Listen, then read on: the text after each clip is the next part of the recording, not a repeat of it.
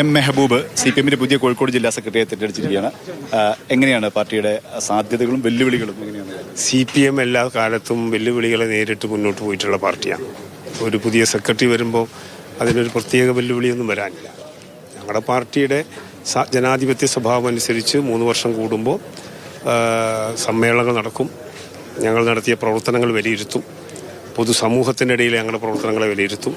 അതെല്ലാം ചർച്ച നടത്തി 3 ടേം ഒരു സെക്രട്ടറിക്ക് തുടരാൻ പറ്റുള്ളൂ എന്ന പാർട്ടി തീരുമാനത്തിൻ്റെ ഭാഗമായി മോഹൻ മാസ്റ്റർ മാറുമ്പോൾ പുതിയൊരു സെക്രട്ടറി എന്ന നിലയിൽ എന്നെ തെരഞ്ഞെടുത്തതാണ്. ഇല്ലാത്ത വിധം അതിശക്തമായ രീതിയിൽ ജമാഅത്തെ ഇസ്ലാമിയും ലീഗ് കേന്ദ്ര CPM ശത്രുപക്ഷത്ത് നിർത്തിക്കൊണ്ടുള്ള ആക്രമണം നടത്തിക്കൊണ്ടിരിക്കുന്നത്. അതിനെ എങ്ങനെ പ്രതിരോധിക്കാനാണ്?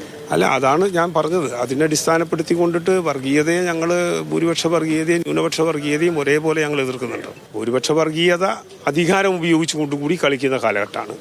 ന്യൂനപക്ഷ വർഗീയത പണം ഉപയോഗിച്ചുകൊണ്ട് കളിക്കുന്ന കളിയാണ്. CPM വിരോധത്തിൻ്റെ ഭാഗമായി UDF-ലെ ഇന്ത്യൻ യൂണിയൻ മുസ്ലിം ലീഗെല്ലാം വർഗീയവാദികളുമായി സന്ധി ചെയ്തു പോകുന്ന ഒരു കാഴ്ച ഇന്ന് കേരളത്തിൽ കണ്ടുകൊണ്ടിരിക്കുന്നുണ്ട്.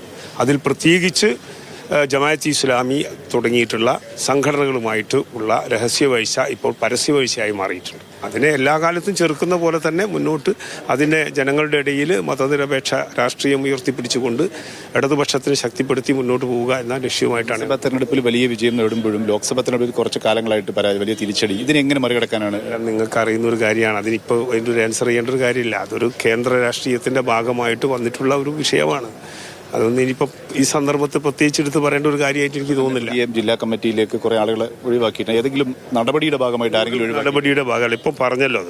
അത് പ്രത്യേകിച്ച് ആവർത്തിക്കേണ്ട കാര്യമില്ലല്ലോ. ഞങ്ങളൊരു 75 വയസ്സ് ഞങ്ങളുടെ ഒരു കേന്ദ്ര കമ്മിറ്റി തന്നെ ഒരു ഏജ് വെച്ചിട്ടുണ്ട്, ലിമിറ്റ് വെച്ചിട്ടുണ്ട്.